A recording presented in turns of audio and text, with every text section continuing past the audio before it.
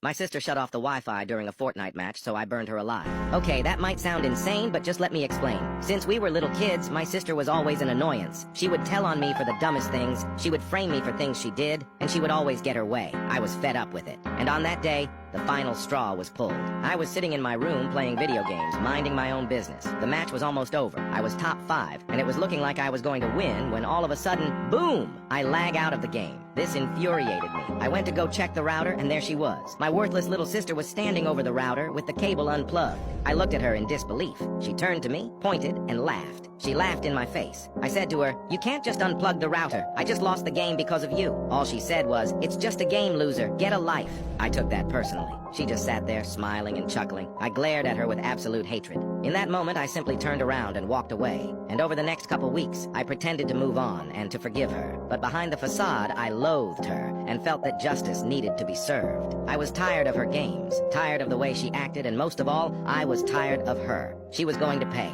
After our encounter, I was no longer a brother, a son, or even a person. I was simply vengeance. That weekend, our parents would be gone for their anniversary, and I was supposed to be at a friend's house. My sister would be home alone. However, I didn't go to the friend's house. I pretended to leave, and then I stayed hiding in the shadows. I waited outside of the house until dark. That's when I made my move. Now, normally, all of our doors and windows would be locked, but I made sure to leave one window unlocked to sneak back into the house. Walking around the house to the unlocked window, I passed my sister's room. She was on the phone with one of her friends, laughing, chuckling. My anger only grew. How could she be so happy? It was as if she didn't have a care in the world. I quietly snuck in through the window. The house was completely quiet, other than my sister's faint laughs from across the hall. I made my way into the kitchen. There, I turned on the oven and the stove to maximum heat. I threw paper towels and rags on top of it to speed up the process, and before I knew it, the kitchen was up in flames. The heat was overwhelming, and somehow my sister didn't notice it yet. I quickly climbed back out the window. Outside, I ran over to her bedroom window. Looking through it, she was laying on her bed talking to someone on the phone with earbuds in. She couldn't hear the fire raging throughout the house. It was perfect. In the blink of an eye, the fire reached her door, and you could see the red-hot glow from underneath it. My sister finally noticed it. She ran over and tried to open the door, but the doorknob burned her hand.